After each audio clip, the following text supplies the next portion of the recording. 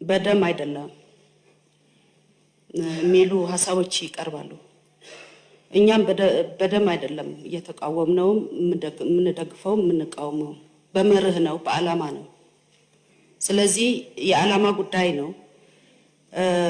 እኛ አሁን እዚህ የትግራይ ሰው አለ ወይ የለም አይደለም እየተገፋ ነው የትግራይ ህዝብ ስንል ተወደደም ተጠላም እስካሁን ያለው በትግራይ ህዝብ የተወከለ ህወሓት ነው። ይሄ ደግሞ ህጋዊ ድርጅት አይደለም የሚል መከራከሪያ አንድም ሰው ያመጣ የለም። ህጋዊ ስለሆነ ይሄ የመጣ ያለው ግን አሁንም ደጋግመን የኢትዮጵያ ህዝብም እንዲሰማልን ይሄ ምክር ቤት አባልን እንዲገነዘብልን የምንፈልገው የትግራይ ህዝብና ህወሓት እየተገፋ ያለው ህጋዊ ድርጅት እያለ ህጋዊ ባልሆነ ድርጅት ነው ብለን ነው የምናምነው። ምክንያቱም ቢያንስ አልተመረጠም፣ የብልጽግና ፓርቲ አልተመረጠም፣ በህዝብ አልተመረጠም።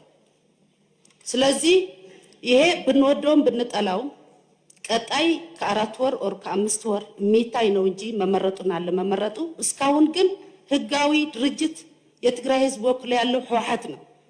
ይሄን ማግለል ማለት የትግራይ ህዝብን ማግለል ነው።